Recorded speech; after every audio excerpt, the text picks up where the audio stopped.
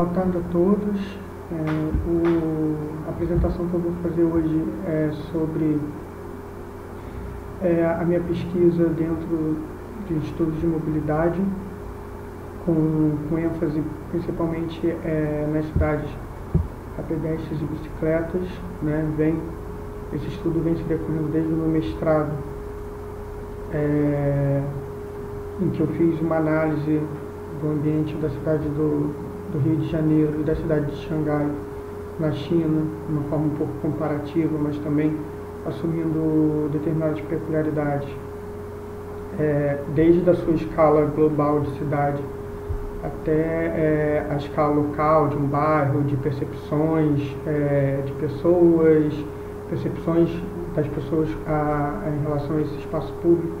Tem uma escala global que a gente fala de níveis de acessibilidade, níveis de integração, questão também da formação urbana das cidades, os processos de expansão principalmente, certo?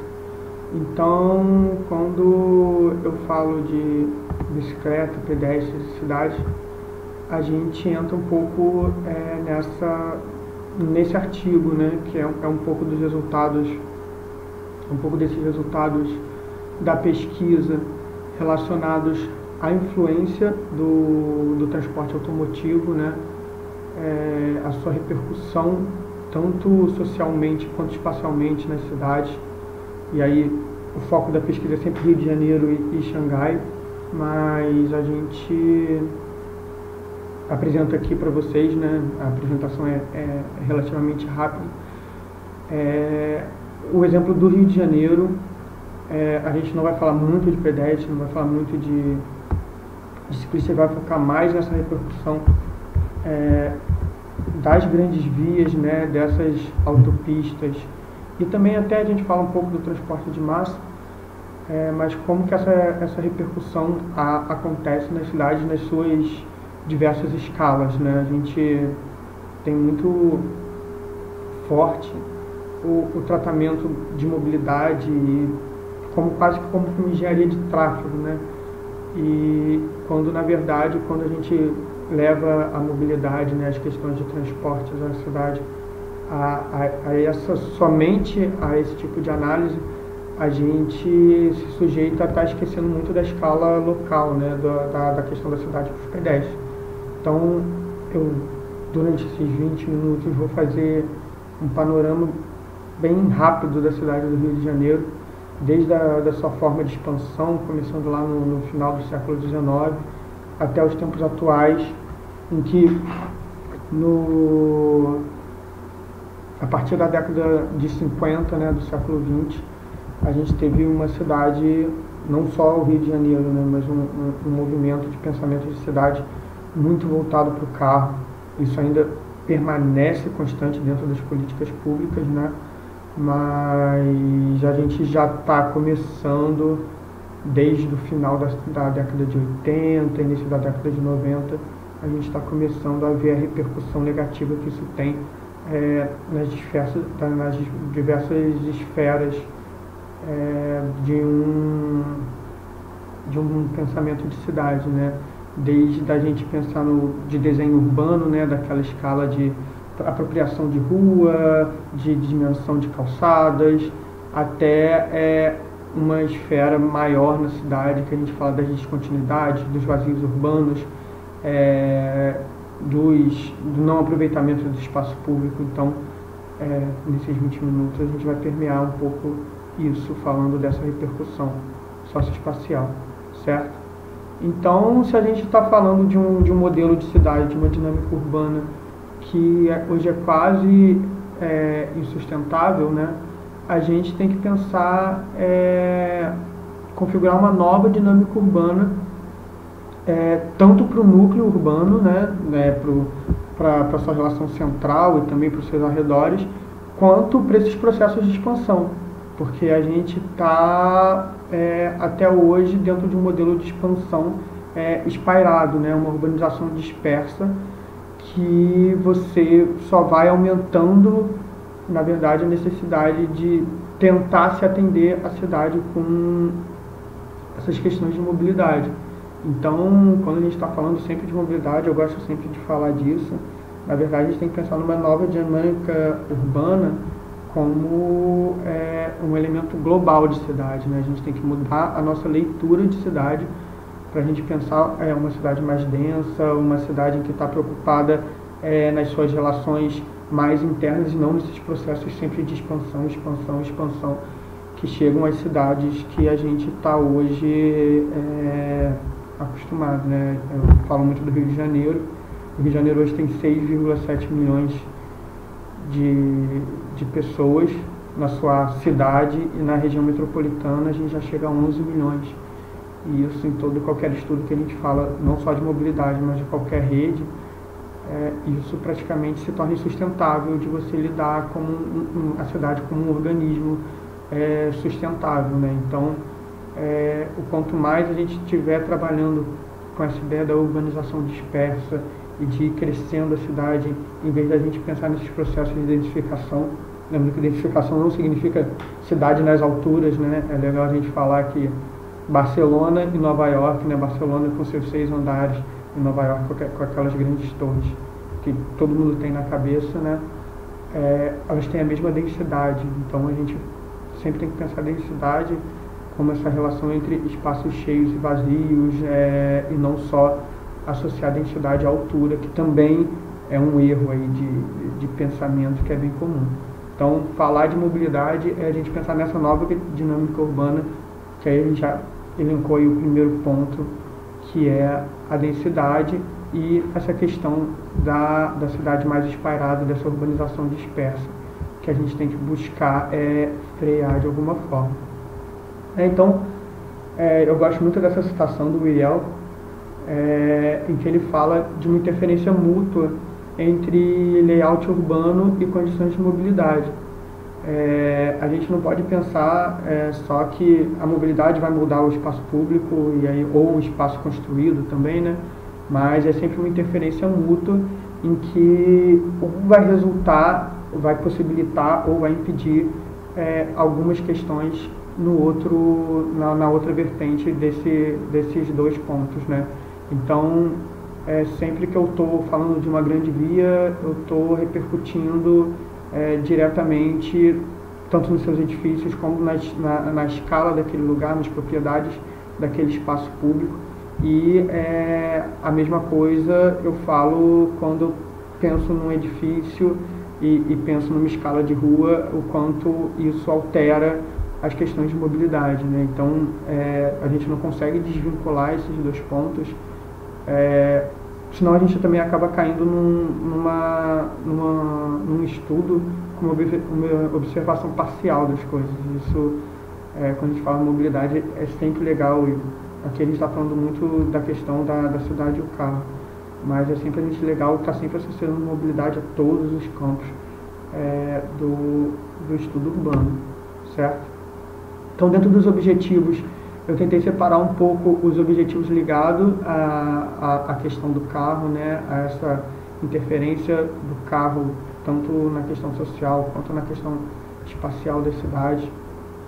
E a gente tem, claro, nítido hoje, desde do urbanismo moderno, que a infraestrutura física das cidades ela foi moldada, de certa forma, para responder essas questões de mobilidade em função do carro, né, do transporte automotivo.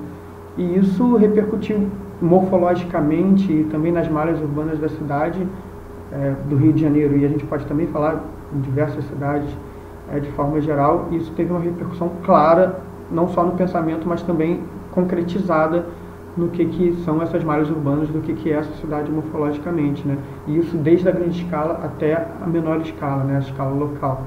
Então, a gente tem que entender como que essa mudança veio transformando as cidades e como que a gente tem que planejar e dimensionar essa nova infraestrutura, ou também entender essa infraestrutura existente e trabalhar em cima dela com uma nova perspectiva, mas considerando sempre que essas cidades tiveram uma repercussão muito forte dessa mobilidade dos carros, né? Eu sempre falo que eu acho que foi um dos grandes motores, e aí motores até não é brincadeira com o carro, né? Foi um dos grandes motores de mudança das nossas cidades no século XX e que agora a gente está pagando todas as consequências disso, certo? E entender que esse processo de expansão das cidades, ele só foi proporcionado em muito porque a mobilidade permitiu isso. Eu acho que você só vai poder ir para 1 hora além do centro porque alguém em algum momento disse que o carro era esse elemento possível, ou o transporte público na esfera ideal, né, de você percorrer essas maiores distâncias. Então, a gente tem que entender que a mobilidade ela foi uma ferramenta política e é uma ferramenta política de consolidação de uma organização socioespacial da cidade, que é legal a gente estar sempre relacionando esses pontos, né? E pensar que mobilidade, as infraestruturas urbanas, né, as de mobilidade e as demais, elas estão sempre associadas a práticas sociais. A gente não pode desvincular a parte social da cidade, os atores, né, tanto das locomoções, mas como os atores de organização de mobilidade, as trocas sociais de uma cidade, da questão de mobilidade, né? A gente pensa uma pessoa no carro, quanto ela está se relacionando com esse meio ambiente, o quanto ela está inibindo também, quanto o carro inibe a questão de trocas e de práticas sociais. Então é sempre importante a gente também estar fazendo essa relação e entendendo diante de toda essa pesquisa, né? E como os objetivos intermediários, associar o transporte público de massa e o transporte não motorizado. Eu falo muito de pedestres e ciclistas, mas se a gente for pensar que a gente está falando de uma cidade do Rio de Janeiro de 6 milhões de pessoas, não é uma cidade totalmente caminhável, né? Então eu tenho que me locomover em grandes distâncias, isso já não tem como a gente voltar atrás nisso. E aí a resposta disso é o transporte de massa, né? Não o transporte público como essência, um ônibus, se a gente for falar, já não é sustentável para uma cidade do tamanho do Rio de Janeiro, mas quando a gente está falando de transporte de massa, a gente está falando de metrô, de trem, e principalmente no Rio de Janeiro a gente fala de transporte aquaviário, né? A gente tem uma Bahia que tem um suporte muito grande de atender essa demanda de mobilidade dentro do Rio de Janeiro, que é pouquíssimo explorado, com 2 linhas e uma com um horário muito esporádico, né? Que é a linha do centro para Cocotá, na Ilha do Governador. Então, a gente tem que, quando falar da cidade para pedestres, da cidade para as pessoas, a gente tem que pensar nessa associação com o transporte de massa, e que é engraçado que em termos de desenho urbano, é um grande segregador da cidade, né? Então, como a gente concilia isso também é um dos pontos aí da pesquisa.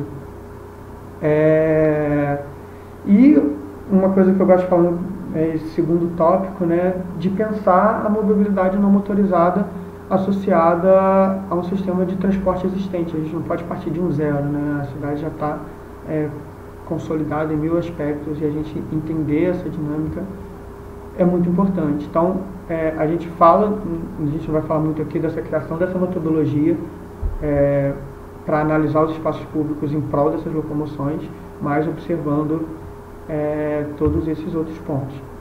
Então, a gente vai falar hoje muito rápido da cidade do Rio de Janeiro, tanto na sua escala de cidade, quanto numa aplicação de bairros, né? Então, a gente parte do entendimento geral de formação da cidade, dos seus fluxos, do seu entendimento socioespacial, e vai até a locomoção em termos de bairros e dinâmicas locais, tanto de infraestrutura, de mobiliário, até questões de percepções. Então eu vou passar um pouquinho nisso, né? E aí a gama de metodologias, né? A gente vai até de questionários fechados, em que a gente tenta entender essas percepções, de como os usuários estão usando tanto a mobilidade, né? Os transportes, quanto utilizando espaços públicos e como eles percebem isso, até a execução de cartografias, análise de cartografias, né? De crescimento urbano da cidade, observação da mancha urbana. Então vai ter uma parte bem legal que a gente faz o entendimento da mancha urbana e como que esse transporte vem atendendo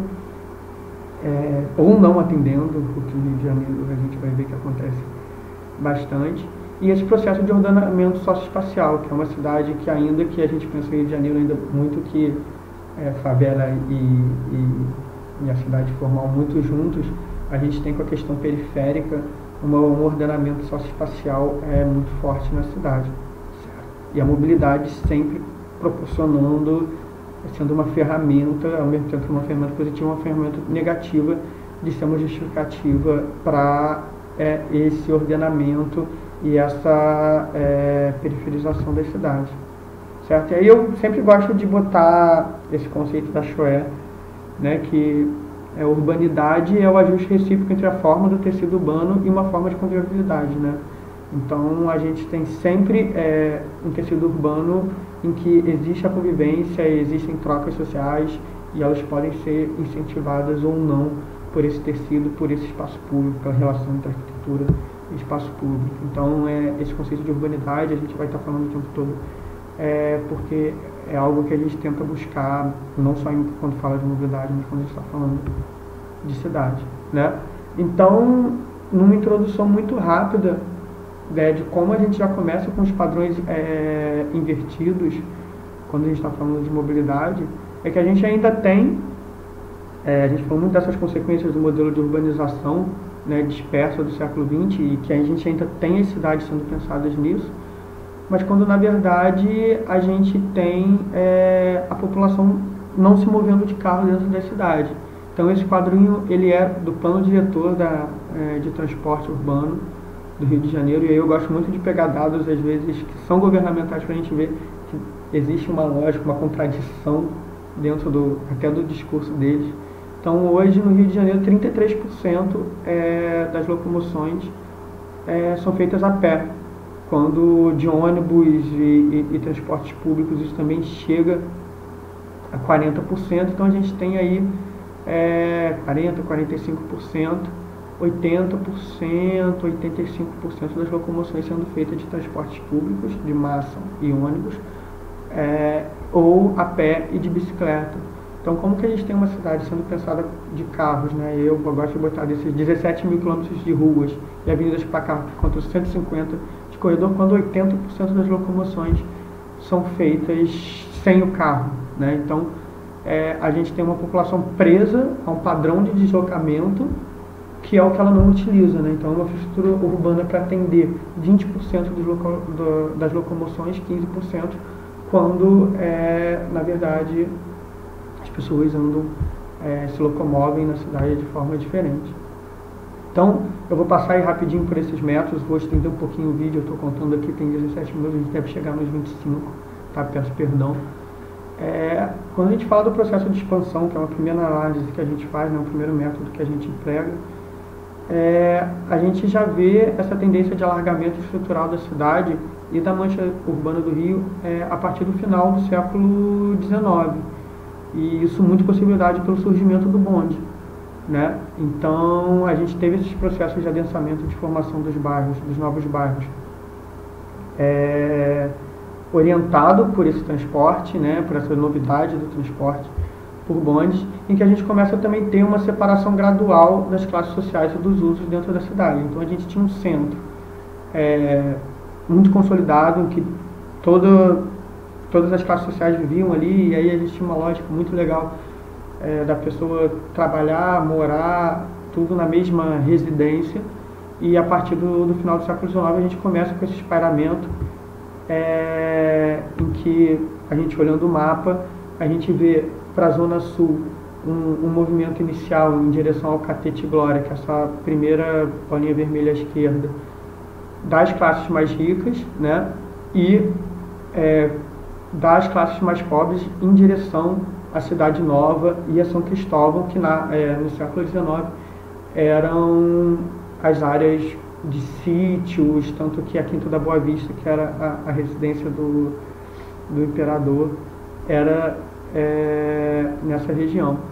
Então a gente começa de uma coisa que era densa, de uma cidade densa, em que as classes sociais se relacionavam muito bem, e não muito bem, mas de forma conjunta, a ter esse espalhamento da cidade para dois lados. E aí nisso é muito legal a gente sempre pensar que o Rio de Janeiro ele tem um relevo sendo muito forte nessa mudança, né, nessa concepção da mancha, né? Então a mancha ela vai tendendo a se espalhar não só por essa formação, né, essa segregação socioespacial da cidade que vai se consolidando, como a gente vê aqui para a esquerda, a parte mais rica, né, as classes sociais mais ricas, e para a direita as classes sociais mais pobres, mas como o relevo, se vocês forem vendo, ele vai moldando isso também.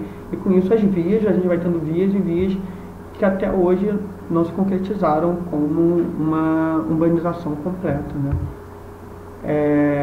Posteriormente, já na década de 30, 40, a gente já tem um segundo momento de disparamento dessa cidade, quando a gente cria o subcentro de Copacabana, que aí também o relevo molda muito essas distâncias, então a gente já começa a levar a cidade mais distante desse centro, o subcentro de Copacabana como uma parte elitizada, e começa uma ocupação da Zona Norte de uma forma ainda, uma densidade mais rarefeita, uma população mais rarefeita, mas que vai se expandindo na área mais plana da cidade.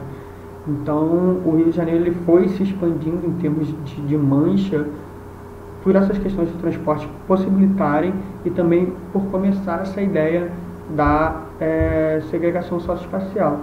Aí eu gosto muito de dar o exemplo da Avenida Presidente Vargas, que hoje é uma das principais avenidas aí do Rio de Janeiro, e que liga, né, de chegada ao centro do Rio, em que você tinha uma urbanização dessas classes pobres até a década de 20 muito forte, e com Pereira Passos, que foi um dos prefeitos que mais arrasaram o centro em termos dessas aberturas de via na década de 30, ele abre essa grande avenida, como a gente tem aí na foto, derrubando 500 casebres, e é muito interessante a gente analisar que não dá muito para falar disso, né?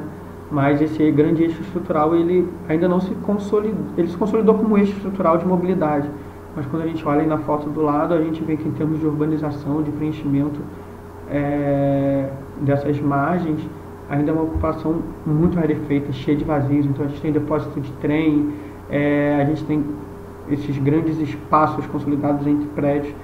Se a gente for falar de possibilidades para a cidade, esses vazios urbanos ganham muita propriedade. Então a gente tem vários estudos de vias, a gente tem agora a linha vermelha, a linha amarela, os próprios transportes de massa, tendo essa questão das grandes aberturas e de um traçado urbano que demora a se consolidar, né, essas margens, até porque não é um desenho em nenhum momento voltado para uma urbanidade positiva, né?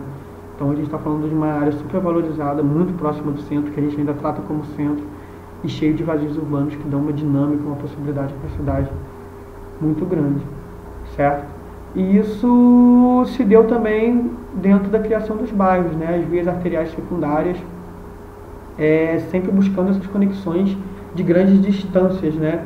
E quando a gente está pensando na conexão de grandes distâncias, na verdade a gente está pulverizando as apropriações e as ligações locais, né? Esse âmbito local, esse planejamento local da cidade, em que a gente vai criando, pulverizando as trocas sociais, o caminhar em prol da abertura dessas grandes vias expressas, e não só vias expressas, mas também das arteriais principais, as arteriais secundárias dos bairros, certo? Então, como consequência disso, e aí a gente pode repercutir isso em várias cidades. No urbanismo brasileiro a gente tem isso podendo ser replicado em vários lugares.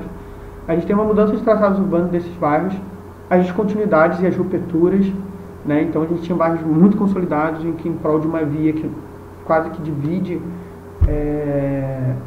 esses bairros em dois, quase não, ela divide esses bairros em dois, e o transporte de massa muito acontece isso também. Então a gente tem uma setorização até clara do Rio de Janeiro, quando a gente vai ver uma linha de trem, por exemplo, a linha de metrô, de superfície, lógico, em que uma classe mais pobre está de um lado, uma favela está de um lado, e a cidade formal do outro lado do trem, e aquele trem sendo um grande recorte, né, uma grande ruptura dentro dessa cidade. E com isso a arquitetura também vai respondendo a isso, né?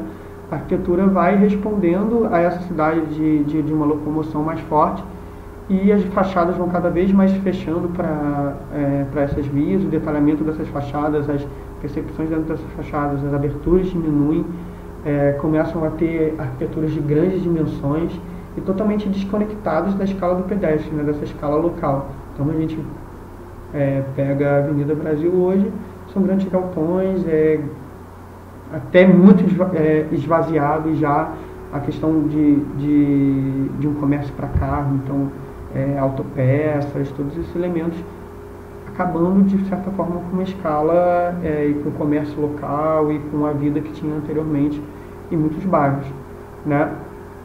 E com isso a gente vê uma priorização de um transporte que já é ineficiente, né?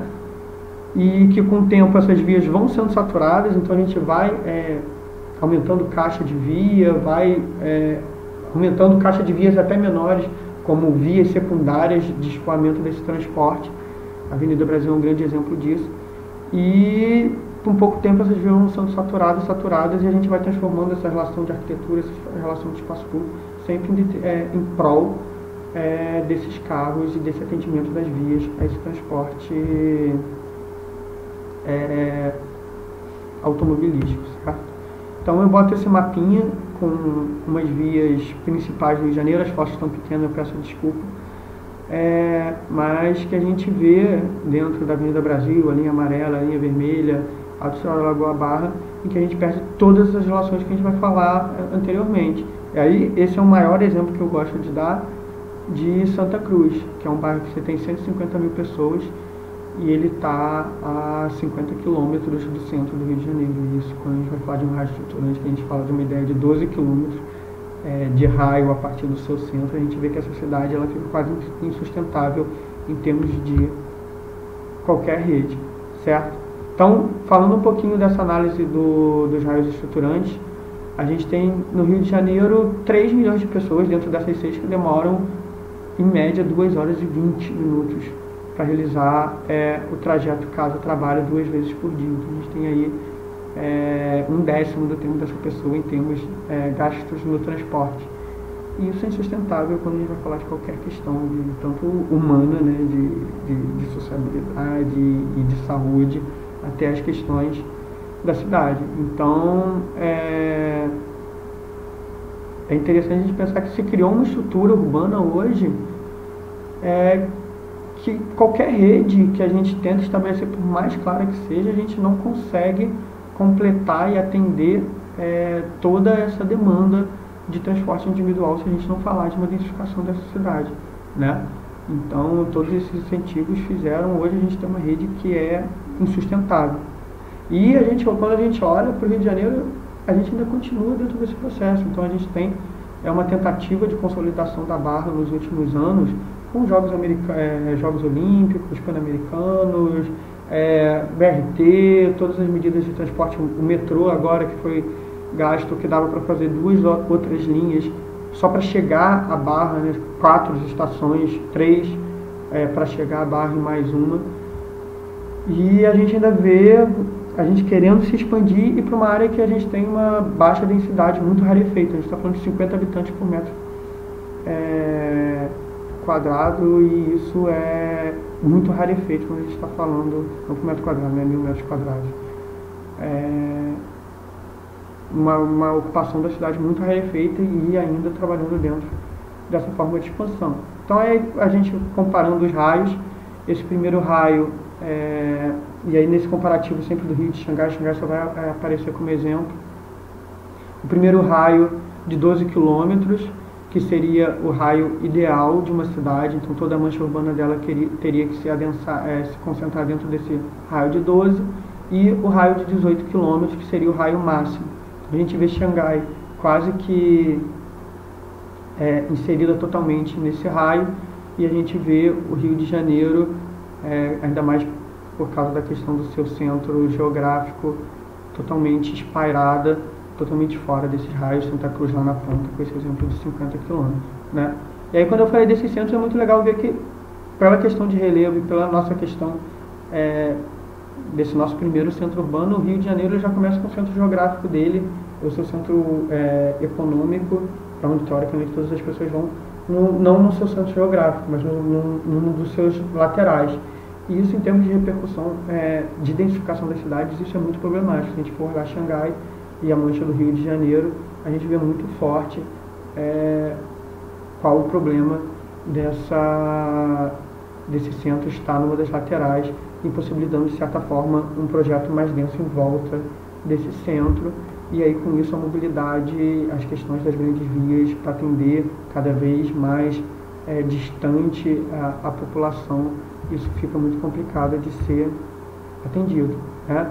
Então, a gente cada vez tem um maior distanciamento de bairros e cada vez que a gente vai se distanciando mais, o transporte de massa tende a se desenhar numa estrutura linear. Então, eu gosto de falar que o transporte de massa, né, o metrô do Rio de Janeiro, é igual uma linguiça, né, que você vai esticando e cada vez mais uma estação, e você não tem uma malha circular em que você vai chegando dentro de um transporte em rede, né? Então, o transporte do Rio de Janeiro, se você for ver, é quase que uma faca, né? Cada linha, sem essas estações de integração, e isso complica muito as faltas de conexão dessa cidade, né? Então, a gente fala de alguns elementos, eu vou dar até uma aceleradinha. A conectividade, a integração, ela se torna prejudicada, né? Quando a gente está falando sempre de uma operação que vai em fita, né? Cada hora tem um braço para uma região da cidade, a gente tem as conexões, a integração, a conectividade muito prejudicada. E aí esse primeiro teste de conectividade e integração da cidade, a gente consegue ver o quanto as vias vão ficando aí em azul, que seriam as vias de baixa conectividade. Aqui tem um exemplo não só do Rio de Janeiro, que está abaixo, mas também de Xangai, como essas vias vão ficando pouco conectadas, e isso em termos de mobilidade, de infraestrutura de transporte mesmo, porque essa é a primeira observação, né, a gente não pode trabalhar a cidade só assim. A gente vê que tem vias muito pouco integradas a esse entorno, né? Uma outra análise, para a gente passar todas elas, e depois quem quiser pode vir me procurar para a gente conversar um pouco mais, aí via e-mail, é as distâncias caminháveis, né? Então a gente considera uma distância caminhável de 1 quilômetro como a distância máxima que uma pessoa vai caminhar, né, 10 minutos, e a distância ideal de 500 metros. A identidade das estações eu vou passar para focar mais em alguns pontos mais importantes. Então, quando a gente olha o mapa do Rio de Janeiro, cada bolinha dessa é uma estação de transporte de massa, certo? E a bolinha laranja, ela é a distância de 500 metros, e a bolinha maior, né, cada corzinha é uma linha, tá? Então, por isso que tem várias cores. Mas a bolinha maior seria 1 quilômetro. Então, toda essa área em cinza seriam áreas da cidade do Rio que não estariam sendo atendidas pelo transporte de massa. Então, a gente vê que você não tem uma rede que é complementar, são redes lineares que não atendem completamente nem as áreas próximas às estações. Então, a gente vê, se a gente for recorrer ao centro, for recorrer à Zona Norte, uns vazios entre estações em que a pessoa que está ali, ela não consegue andar até o transporte de massa. Então, ela vai acabar optando por um ônibus ou vai acabar optando pelo carro. E quando a gente vai para Xangai, a gente já vê esse centro, né, nesse próximo mapa, mais consolidado, com todas as estações pretinhas, que são as estações de integração. Então, o transporte de massa ele tem um atendimento muito mais completo, e com isso as pessoas se sentem mais atendidas pelo transporte público e acabam não optando pelo carro. Aí eu dou um exemplo do centro do Rio de Janeiro, que no próprio centro do Rio de Janeiro, ao contrário do centro de Xangai, a gente vê as áreas em cinza não atendidas, ou grandes áreas dentro do raio de 1 quilômetro, que às vezes a pessoa acaba também optando por um transporte ou pelo ônibus ou pelo transporte individual. Então, se a gente for esse comparativo, que é bem claro, assim, né, a gente vê os dois mapas, a gente vê como a gente está com uma cidade que o transporte público ele é ineficiente, por isso as pessoas acabam optando pelo carro. E a gente pode levar isso para os bairros também. Então, quando a gente leva isso para os bairros, a gente consegue entender quais áreas, aqui o exemplo do Flamengo, são atendidas nesse raio ideal, quais áreas são atendidas no seu raio de 1 quilômetro e quais não estão dentro de nenhum desses raios. E é muito legal a gente ver que quando a gente vai fazer esse próximo estudo, no próximo slide, da contagem de pedestres, normalmente as áreas mais distantes dessas estações, elas têm menos pedestres, têm menos circulação de pessoas. Lógico que não só por esse motivo da estação, né, da questão da integração modal, a gente vai vendo questões de centro de bairros, de usos, de tipologias, que dão suporte a isso, mas quando a gente vai fazer essa contagem, que ela vai se associando a como pedestres andam pela cidade ou não, a gente vê que normalmente as estações elas são elementos muito atratores de pedestres. Tá? Então eu botei algumas fotos aí de alguns exemplos de lugares do centro do Rio de Janeiro pensados de formas diferentes. Então, o Saara, que você tem uma vida de pedestre muito forte por questão de tanto de pensamento urbano, né, da não priorização do carro, quanto a questão dos usos, dos tipos, das alturas, nessa foto mais abaixo, e ao lado a Avenida Chile, que você tem já desde da tipologia arquitetônica até a questão das caixas de ruas, o pensamento e os níveis, numa cidade que não é pensada, né, num desenho que não é pensado para o pedestre e é nitidamente pensado para esse carro. Então, falei de alguns aspectos gerais, vou para alguns aspectos locais, já falei aí do Flamengo em termos e do centro do Rio, em termos dessa questão das distâncias caminháveis, como a gente consegue levar isso para uma escala menor. E aí a contagem de pedestres, ela serve muito como chave disso. Então, quando a gente pega o exemplo da Penha, que é um bairro que está a 12 km do Rio, então já estaria lá no máximo daquele raio estruturante, a gente tem um fluxo perto da estação de pedestres que chega a ser 4 vezes maior do que em outros pontos do bairro, né? E aí a gente vai vendo que os usos e as construções ao seu redor dessa estação, elas têm uma dinâmica muito maior quando ela está mais próximo, né? A questão das aberturas, da variedade de usos mistos, quando ela está próxima ao metrô, do que próxima à Avenida Brasil, que margeia também o bairro, e que você só tem um fluxo ali quase de pessoas que vão pegar um ônibus na Avenida Brasil, mas você não tem essa vivacidade, essa dinâmica urbana que você tem próximo à estação de trem. Então a gente tem diferença de escala, diferença de apropriação, criadas por estruturas de mobilidade e são dinâmicas totalmente diferentes. É só olhar as duas fotos, a dinâmica próxima à Avenida Brasil, que é a Avenida Brasil, na foto da esquerda, e na foto da direita já ali a escala mais reduzida e mais pessoas e mais arborização, como está falando de transporte de massa. E aí isso, quando a gente vai para a entrevista, bate muito fácil assim, quais as percepções, né? Então a gente faz esse estudo da escala, a gente pede para eles darem uma nota para vários quesitos assim dentro do bairro, e aí a gente vê, quando a gente chega mais perto dessa Avenida Brasil e tudo mais, que o nível de segurança vai para 1,36 em 5, o nível de barulho 1,94, a relação de carro e pedestre 2,06, então são níveis muito baixos e que funcionam de uma forma engraçada, né? Porque você tem ali uma estrutura para o carro e com isso as pessoas começam a andar também mais de carro, isso é nítido. Então, dentro de um bairro que até é muito residencial, a gente tem 40% das pessoas indo ao trabalho a fazer compras no bairro de carro, né? Então a gente estava falando lá de 15%, quando a gente vai para um bairro que a dinâmica é totalmente voltada para o carro, esse número chega a 40%. E lá, para a compra corriqueira, chega a 44%. Então a gente tem até uma escala super interessante ali de arquitetura, se a gente for ver as fotos, e até um desenho urbano, que você tem grandes calçados, mas essas grandes calçadas hoje são utilizadas para você parar carro. Então até a infra que é feita para o pedestre, ela é para atender o carro. Então a gente tem consequências negativas nesse desenho urbano, na predominância dos usos, que são muito problemáticas. Então é muito legal a gente observar que, quando a gente questiona a pessoa por que ela vai de carro à padaria, que está a 2 quadras dela, ela fala que é um costume quase que familiar. Isso é bem complicado quando a gente está falando de uma cidade. E aí, outro bairro que a gente analisou, a Cidade Nova, que é próximo ao centro, né, no final da Presidente Vargas, ela também tem essa questão das grandes vias ligadas ao carro, num trecho, e uma área ali próxima ao Estácio, que é um bairro mais residencial, com uma dinâmica urbana totalmente diferente, né? E aí, quando a gente vai para essas grandes vias, a gente fala muito da arquitetura de 60 km por hora do Ianguel, que você não tem aberturas, né? Essa primeira foto, você tem o fechamento do lote, né? A questão dos afastamentos, tudo isso negando de certa forma a rua. Quando a gente vai para o Estácio, para outra área, a gente vê muito mais pedestre, a gente vê dinâmica de comércio, a gente vê uso misto.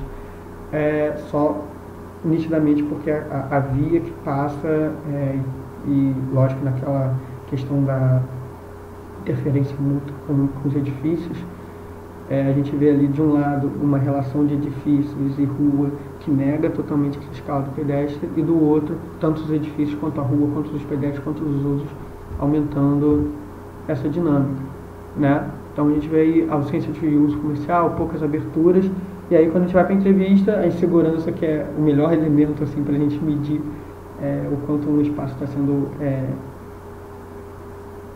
atrativo ou não para um pedestre, chega aí a índice de 1,82. Quando a gente vai para o Flamengo, por exemplo, assim, a gente chega a 4, 3,80, não lembro muito bem, né? Tem que dar uma olhadinha na pesquisa, deve ter um slide lá na frente, esse índice aumenta. E aí a gente pode ver por tipos também, o quanto os tipos influenciam também essa movimentação de pedestres e as vias, então é uma interlocução de 3 pontos aí, né? Algumas fotos, lá em Xangai em primeiro, não quero falar muito, mas no Rio de Janeiro, o quanto essa tipologia torre e a grande via que passa, ela cria um ambiente que é quase que inóspito para o pedestre. A foto não é uma foto esperando não ter pedestres, é um lugar muito pouco pedestre, que é quase um lugar de troca de transportes, né? Você não tem vivência dessa rua. A gente faz análise de malhas urbanas também, e comparando o quanto pedestres andam nessas malhas, o quanto não andam, e aí a tendência para essa primeira malha, essa foto, né, esse cheio vazio da primeira, normalmente a circulação de pedestres é muito maior, então a relação local com essas grandes vias, mesmo que a gente consiga reconhecer arteriais, é muito melhor do que nos 2 exemplos da direita, né? A gente tem aquela faixa vermelha, a gente tem essa urbanização mais rarefeita, de grandes manchas, e a gente vê o quanto essa influência é forte nos 2 casos da direita, ao contrário dos da esquerda e principalmente do de cima. E a gente consegue também ver a análise dessas barreiras físicas, como que dá essa questão do desenho urbano, dessas ligações do pedestre. Então a gente tem alguns exemplos aí, são de Xangai, mas a gente consegue também no Rio de Janeiro ver alguns exemplos de lugares que são totalmente negados para o pedestre, né? Ainda que a via ali de transporte de trem, ela tem uma arborização que dá uma melhor relação dessa barreira com o entorno, a gente vê as integrações, o lugar do pedestre, então aí o pedestre descendo o nível, subindo o nível, quando na verdade quem deveria trocar de nível são os transportes de massa, o transporte individual motorizado, tá? Como consideração final, é bom a gente ver que esses resultados nos outros 2 bairros, eles criam, não só nesses outros 2 bairros, mas também os de Xangai, uma relação desse transporte de massa, das distâncias caminháveis, das entrevistas e do estudo de morfologia, da relação carro-pedestre, da relação de estudo dessas vias, das percepções e também das edificações, né, nessa relação mútua, que são muito interessantes a gente perceber que sempre existe uma lógica, assim, de um tipo de uso direcionado a um tipo de via, direcionado a uma questão de maior número de pedestres, de vivência urbana, quando se a gente pensa ao contrário, numa via mais pensada para o carro, você tem um uso mais não consolidado, você tem menos pedestres, você tem menos vivência urbana. A quantidade de pedestres é uma das metodologias mais importantes nisso, que a gente consegue entender onde está e onde não está esse pedestre, e depois a gente partir para as outras pesquisas e entender o porquê de que você tem uma menor relação desses pedestres com a rua, né, dessas pessoas com a rua, e também dos edifícios, da troca dos edifícios das ruas, da diversidade de uso, sempre moldado a muito essa de como que é a característica viária, né, de transportes dessa via. Então no Flamengo, que é o bairro mais interessante que a gente estuda, a gente tem essas principais vias, que são vias arteriais, porque a gente tem que pensar no transporte também, com fluidez e tudo mais que a gente fala de área de tráfego. A gente tem um fluxo de carros, mas a gente ainda tem um grande número de pedestres, né? E aí quando a gente vai ver, são as características urbanas de tudo, tanto do desenho urbano, dos usos, que justificam essa apropriação forte, ainda que você tenha o carro. Então você tem lá o bairro sendo atendido dentro lá dos 500 metros, e um pouco do bairro dentro de 1 quilômetro. mas o bairro todo atendido por linhas de metrô. A gente tem essa escala da rua, tanto a relação, principalmente a relação de caixa de rua com alturas de prédio, sendo pensado em prol desse pedestre. Então não é aquela rua que você anda sendo agredido por todas as questões urbanas. Você olha um prédio que não tem relação com a rua, você olha uma caixa de rua muito grande, você olha o carro que está passando do seu lado. Então a gente tem uma escala de rua muito pensada para esse pedestre, né? A relação de carro e pedestre é super interessante. Você tem uma rua arborizada, você tem essa quebra de escala, essa quebra de velocidade. A gente tem uso misto muito forte, fachadas ativas para essas ruas. E então a gente consegue ter um ambiente que atende tanto essa mobilidade de grande escala, né, e a mobilidade de carros, a mobilidade de elementos de motor, e também a mobilidade ativa, né, de pedestres e ciclistas. E quando a gente vai para maior escala, o bairro também se encontra em conformidade com esses parâmetros que a gente falou antes. Então, quando a gente vai falar da grande escala, a gente tem distâncias percorríveis de áreas centrais. Então, tem gente que vai do Flamengo ou do Catete, que é o bairro próximo, andando até o centro da cidade. Então, a gente tem e se não está andando, você está 2, 3 estações de metrô desse centro. Então, a gente tem uma infraestrutura de mobilidade que atende, tem um fácil atendimento da estrutura urbana de forma geral. Então, quando a gente vai ver as entrevistas, quando a gente estava falando de 40%, na Penha, que está a 12 km e não tem uma estrutura de transporte tão forte, quando a gente vai para o Flamengo, 11% das pessoas só que usam o carro para as atividades corriqueiras. E quando a gente vai para a entrevista, a gente tem a questão de facilidade de atendimento desses equipamentos públicos numa nota de 4,2 de 5, quando a gente está na Penha falando de 1,8 de 2. Então é bem legal a gente fazer esse comparativo. Então a gente tem que sempre pensar e orientar, estruturar esse tecido urbano numa relação direta com os espaços de movimento da cidade, né? Se a gente pensar, desligar o desenho urbano de uma praça, o desenho urbano de um espaço público, a questão da legislação de gabaritos e de arquitetura, dos espaços de movimento, a gente pode estar levando esse estudo urbano para dois lados, em que a gente não está pensando na complementariedade desses dois elementos, né? E quando a gente começa a pensar nisso, a gente começa a pensar nessa mudança de uso, dessa ocupação rarefeita, dessas margens das grandes avenidas, que acabam se tornando grandes vazios urbanos, e que repercutem diretamente nessa relação das pessoas, não só de locomoção, mas de vivência desse espaço urbano, numa esfera local, numa esfera até de cidade. Quando a gente pensa que ela está indo a pé até o metrô e depois saltando do metrô e andando a pé até o trabalho, ela está nesse caminho a pé, vivenciando a cidade. Então, a gente tem que pensar nessas relações de dimensões, de calçada, de caixa de rolamento, a relação com outros modais. Aí eu dou 2 exemplos aí do Japão, que são muito legais, que a gente tem metrô, tem carro, e esse espaço da rua voltado para o pedestre, com vida, né? Não esses viadutos que a gente está acostumado no Brasil, né? Que você quase que corta as relações urbanas da cidade, as relações humanas da cidade. E aí é que a gente vê que não é a questão de ter um viaduto, de ter um elemento na altura que vai impedir desse espaço ser convidativo para pedestre. A gente falou de compactação da mancha urbana, dos processos de densificação, o quanto isso é importante também. E numa rápida escala, que não vai dar muito para falar, essa infraestrutura física para atender, auxiliar essa locomoção a pé e não só a locomoção por carros, né? Então a gente tem que falar de iluminação no nível do pedestre, da qualidade de via, da ausência de desnível para o pedestre. Quem troca de nível é sempre o carro, das questões de arborização. Então, se a gente pensar no Rio de Janeiro, calor de 40 graus, a arborização se torna muito importante para a gente ter também essas pessoas na rua.